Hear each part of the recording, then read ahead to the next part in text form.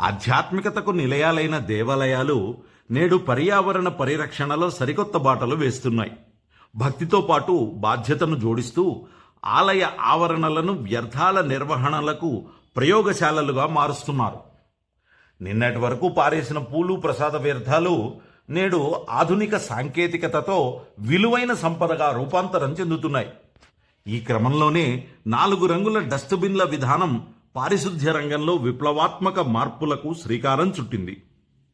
కేంద్ర ప్రభుత్వ నూతన నిబంధనల ప్రకారం చెత్తను మూలంలోనే వేరు చేయటం ఇప్పుడు తప్పనిసరి అయ్యింది.